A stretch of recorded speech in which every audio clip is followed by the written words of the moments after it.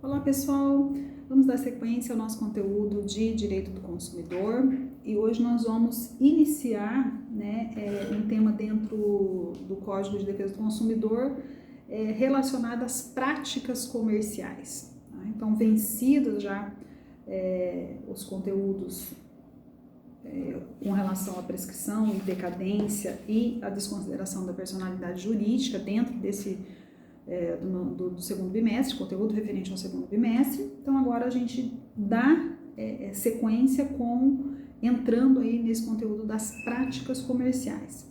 Dentro dessas práticas comerciais, hoje nós vamos tratar de dois temas muito comuns, né, na prática das relações de consumo, que se referem à oferta e à publicidade. Então são os temas que nós vamos tratar hoje, tá? Muito bem, nós temos que, desde o início a gente tem falado nisso, né, que a visão, o objetivo do direito do consumidor é trazer normas, né, que protegem o consumidor frente às práticas, né, ou as situações aí que possam colocar esse consumidor numa situação de inferioridade perante o fornecedor. E por isso, então, é que as normas do direito do consumidor, elas trazem como objetivo proteger essa parte considerada, hipoteticamente pelo menos, numa situação de inferioridade, tá certo? E é por isso, então, que até mesmo nas questões relacionadas aí à forma com que o produto ou o serviço colocados no mercado de consumo, a forma como se veicula isso, né, perante o consumidor, essa forma deve seguir determinadas regras, tá? E aí é que entra essa questão, né, da oferta e da publicidade, que são formas pelas quais aquele consumidor vai ter acesso àquele produto ou serviço colocado no mercado de consumo, tá? Então, essa proteção contratual do consumidor apresenta-se como um processo, e sendo assim compõe um conjunto de atividades necessárias, né, à satisfação integral do interesse do consumidor. E dentre esses interesses, então, muitos deles são prejudicados diante da forma como esse produto ou serviço é colocado no mercado de consumo. Então, vamos lá. Dentre essas regras, né, nós vamos ver agora as regras relativas à oferta. De início, as regras relativas à oferta. O consumidor é movido a ofertas, né? Hoje mesmo, eu estava lendo uma oferta, né? Que a gente imagina que num período desse, nossa, vão surgir as ofertas, né? Mesmo que a gente não tenha, a oferta chama a atenção do consumidor, mesmo a gente não tendo, às vezes, aquela condição, mas a vontade a gente tem, né? Então, a oferta sempre chama a atenção do consumidor, né? Por meio, né? Um dos meios que essa oferta é veiculada é por meio da publicidade, mas isso chama atenção. Então, olha só o que é essa oferta, né? Olha o conceito que eu enviei para vocês aí por meio do conteúdo. Eu enviei um conteúdo, gente, só uma observação, eu enviei um conteúdo um pouquinho... Esse conteúdo vai abranger aí as aulas, né, de hoje e da próxima semana, tá? Então, o primeiro vídeo a respeito desse conteúdo, né, que é o vídeo 3, esse vídeo, e depois nós vamos fazer mais um vídeo. Então, esse conteúdo vai ser dividido em dois vídeos, pelo menos 2 vídeos, tá bom? Então, primeiro aí, oferta. Então, ou proposta, né? É a manifestação de vontade unilateral suficientemente precisa para que a aceitação pelo destinatário seja suficiente para formar um contrato. Então, vejam bem, primeiro, a observação que a gente faz a respeito dessa oferta é que ela já traz uma ideia de vinculação do consumidor ao qual essa oferta é dirigida, tá?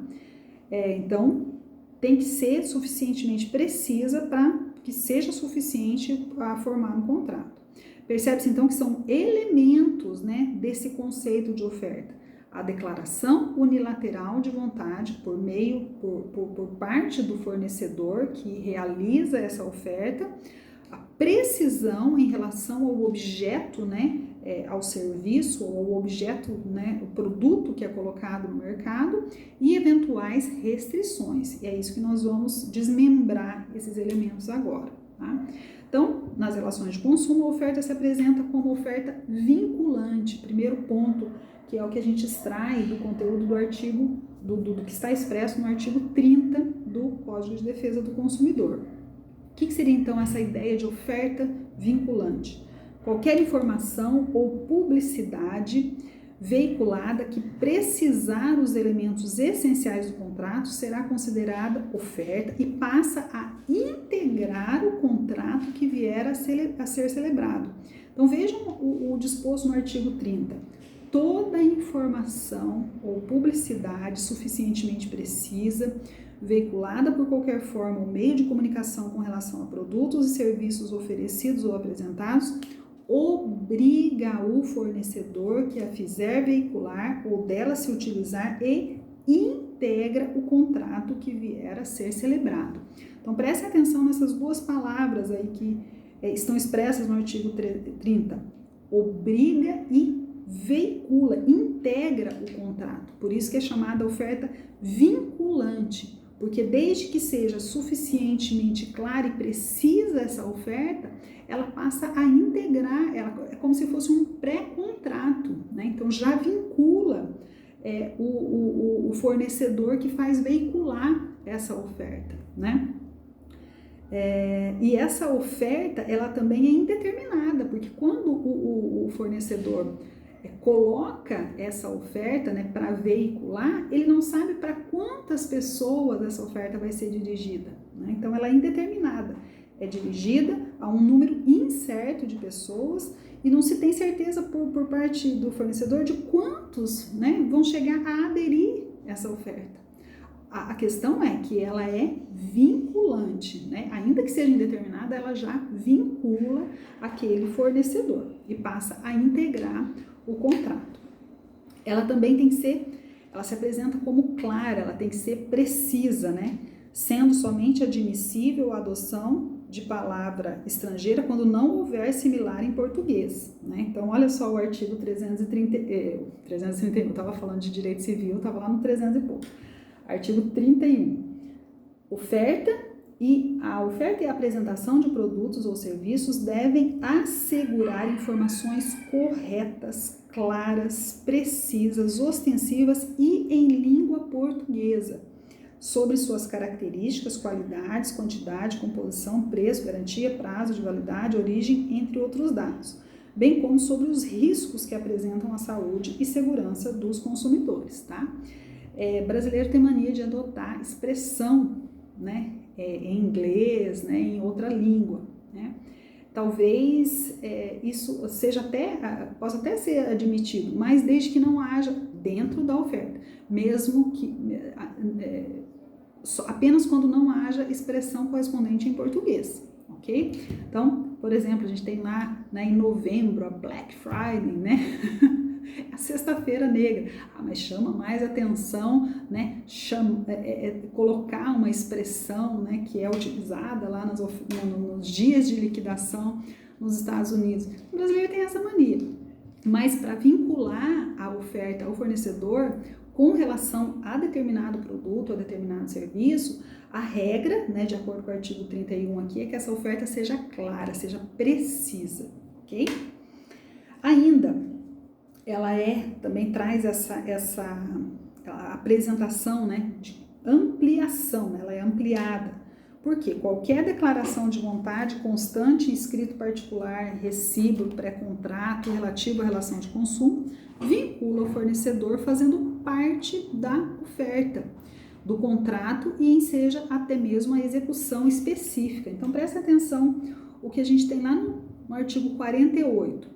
As declarações de vontade constantes de escritos particulares, recibos e pré-contratos relativos às relações de consumo vinculam o fornecedor ensejando, inclusive, execução específica.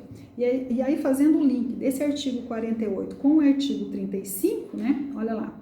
Se o fornecedor de produtos ou serviços se recusar ao cumprimento da oferta, Por isso a ideia que a oferta ela é vinculante, ela vincula e obriga o fornecedor a cumprir aquilo que foi ofertado, né?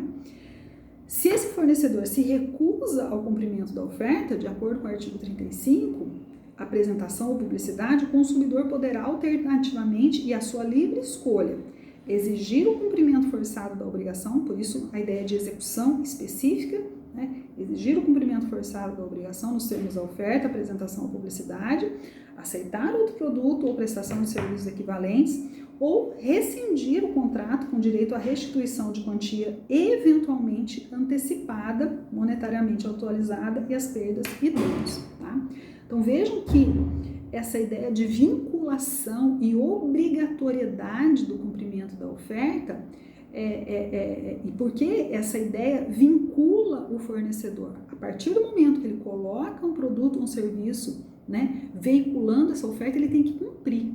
Né? Então, quantos já não, né, entram lá, por exemplo, no supermercado e pega lá um folhetinho, né, que tá lá, fica lá na entrada, aí você vai procurar a oferta, aí você chega lá nas gôndolas, né, aquele produto tá com um valor superior àquele folheto, você não vai exigir, né, os seus direitos? Lógico, né, a partir do o fornecedor, a gente tem que pensar no seguinte, o fornecedor não é obrigado a colocar em oferta nada, né?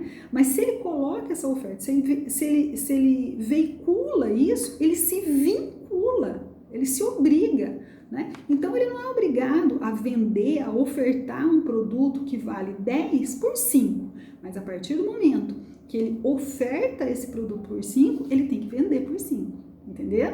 Então se eu pego lá aquele folheto, né, por exemplo, né, nos mercados, e tá ofertado por aquele valor, eu vou exigir o cumprimento daquela oferta, tá? Isso é direito do consumidor, de acordo com os artigos que a gente acabou aqui de ler, do CDC, ok?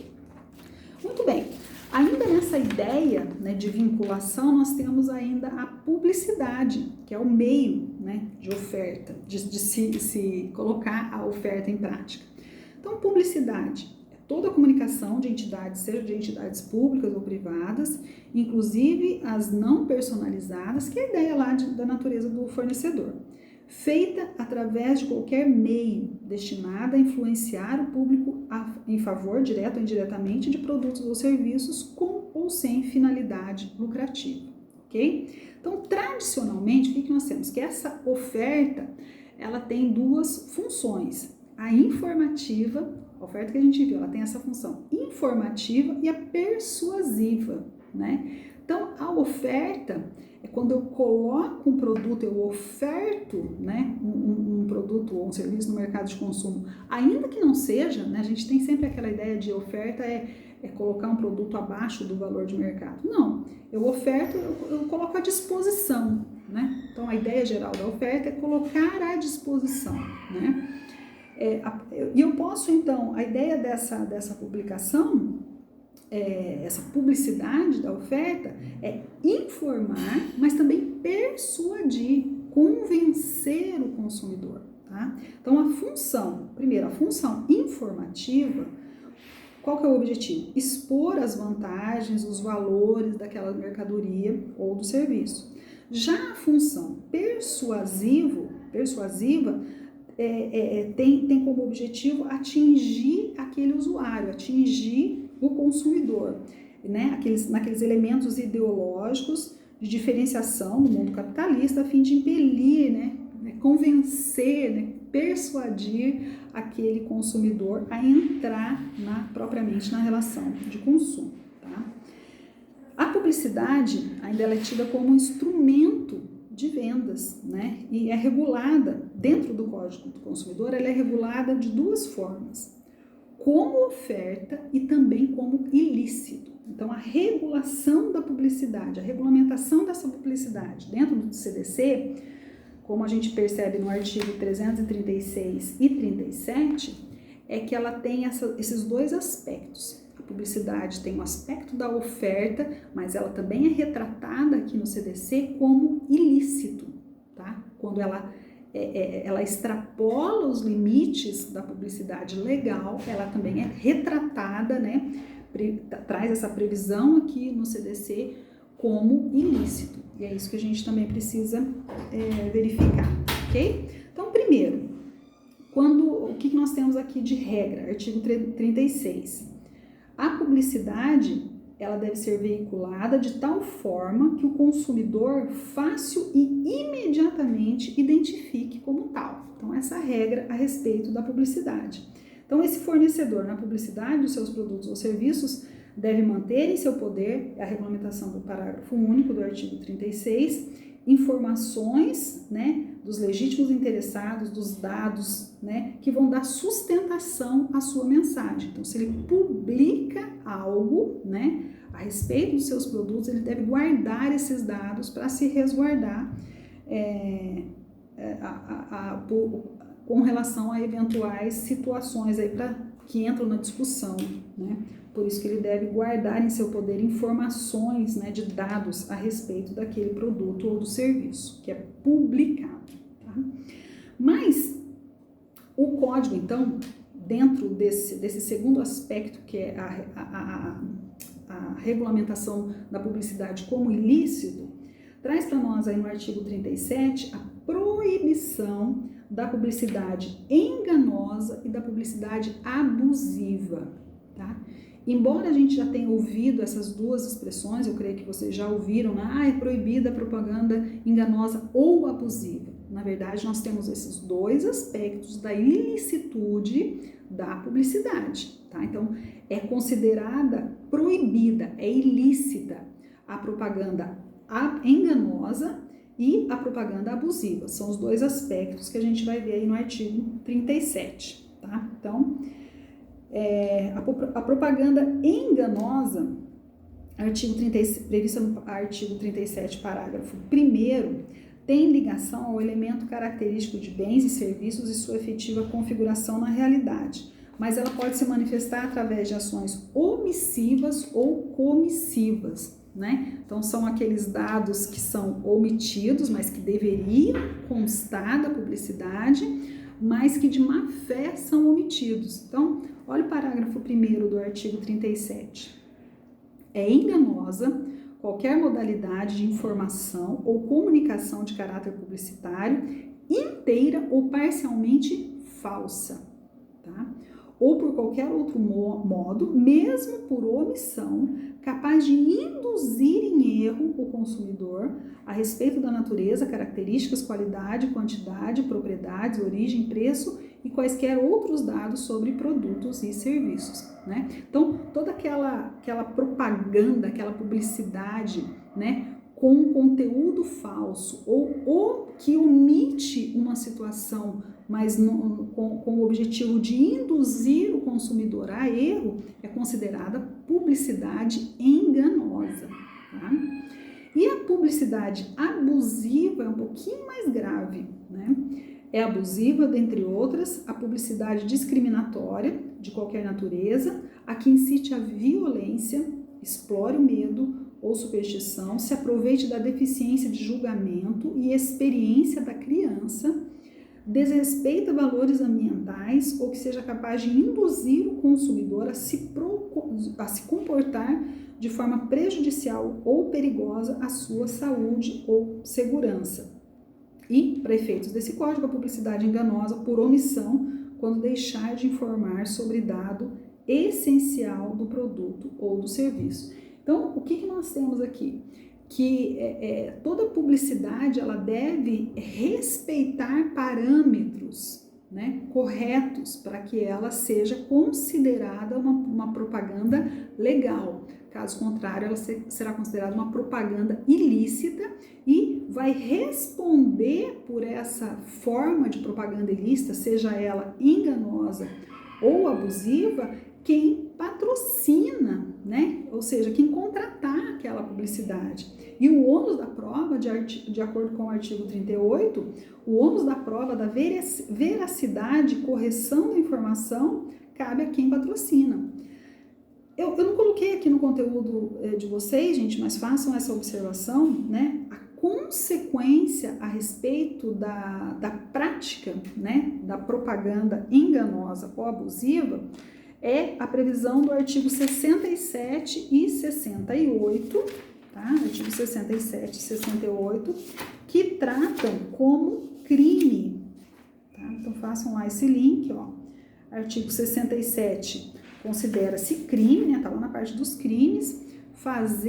Artigo 67, fazer ou promover publicidade que sabe ou deveria saber ser enganosa ou abusiva. Crime, pena, detenção de 3 meses a 1 ano e multa, né? Então, são as consideradas infrações penais aí dentro do CDC. A prática da propaganda enganosa abusiva, né, é considerada infração penal e traz aí o CDC, inclusive, a pena. Artigo 68, ó, fazer ou promover publicidade que sabe ou deveria saber ser capaz de induzir o consumidor a se comportar de forma prejudicial ou perigosa à sua saúde. Então, a publicidade aqui abusiva, sob esse aspecto. Detenção de 6 meses a 2 anos e multa. Então, uma pena um pouquinho maior com relação à prática de uma propaganda considerada abusiva, tá? Então, observação com relação à publicidade considerada ilícita, né, do artigo 37, é que ela é considerada como infração penal, de acordo com o artigo 67 e 68. Beleza, pessoal? Na sequência, então, no próximo vídeo, nós vamos tratar das práticas comerciais e abusivas dentro da fase contratual das relações de consumo, ok? Dúvidas, conversamos no horário da aula, ou quando vocês assistirem o vídeo que quiserem me mandar também dúvidas, eu fico à disposição de vocês, tá certo? Abraço a todos!